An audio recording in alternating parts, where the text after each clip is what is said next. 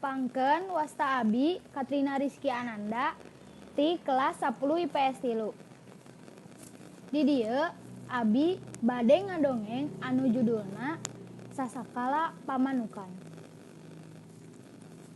Zaman baheula di daerah basisir kaler Pulo Jawa aya karajaan anu katelahna Karajaan Pilangsari. Kahirupan rakyatna henteu ari ublag-ublug mah, tapi cukup. Teu kakurangan we, jeung deui tara kadenge anu aya baramaen anu ngider kawas kiwari di Karajaan Pilangsari mah. Nyirikeun rakyatna getol digarawe, boh patanina, boh pawayangna. Kabeuran tanahna lemdo. Jeung basisir kaler mah loba laukna deui. Karajaan Pilangsari boga raja anu wijaksana jeung pinter ngolah nagara.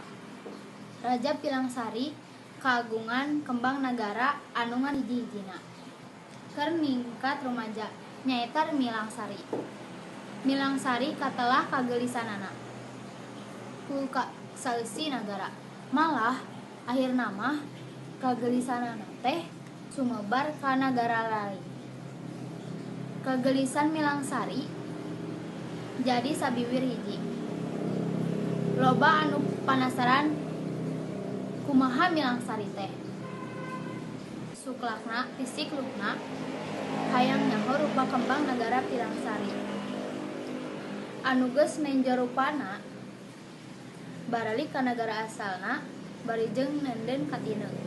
Dibarung ku panghareupan kauntun tipung katambang beas. Kapimilik Milangsari. Ti harita Prabu ka nagara Pilangsari anu rek ngalamar nu hayang dipuluh minantu. Kitu deui anu ngajak bebesanan. Anu daratang taya nu kabeh angkaribung ku babawaan keur pameuli hate Milangsari. Anu daratang beuki loba. Aya anak raja, anak saudagar beunghar, anak bangsawan, malah aya anu jadi ngajenengkeun jadi anu kadua ge alias dicandu. Raja bingung.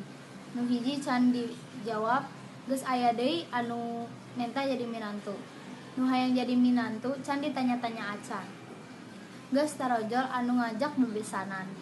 Beuki lila, raja beuki bingung jeung beuki nambahan. Akhirna raja nangkir patih jeung anakna Milangsari. Mamang, bet jadi kieu geuning. Kumaha pitaleun teh urang? Lamun hiji dipilih ku sejena pasti arambeukeun. Moal burung dirempuk nagara urang teh ceuk rarasaan mah urang moal saenggeuk ngayoanganana.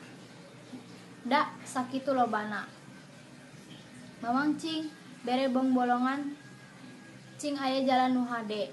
Jungjunan sanggup ngayoananana. Da sakitu lobana. Mamang cing bong bolongan cing aya jalan nu hade. Jungjunan moal ngalanglang keungkungan mamang mah. Naning upami disuhunkeun ka mandang mah mangga teh teuing. Kumaha upami diayakeun sayembara. Walon patih. Raja ngahuleung. Heueuh dipikir-pikir mah alus oge mun diayakeun sayembara. Anu daratang boga kasempatan nu sarua.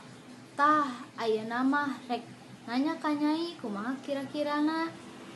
Duh ama, abi mah mangga wae. Kumaha saena saur ama. Tembal Milangsari. Tah geuning kitu mamang. Raja ngahuleung satungjungan. Pok nyarita deui. Ayeuna mah pambejakeun ka kabehanana. Sing saha anu kapilih manuk anu dibawana eta dipisalkeun Milangsari. Ayeuna mah sinah baralik bae.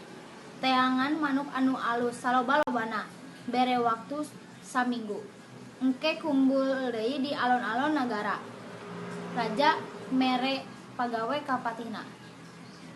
Saminggu ti harita alun-alun Pilangsari geus pinuh ku kurung manuk. Malah nepi ka pendopo sagala. Eusina rupa-rupa manuk. Ti mimiti leutik nepi ka nu gede. Milangsari balik deui nepi ka 3 balikan.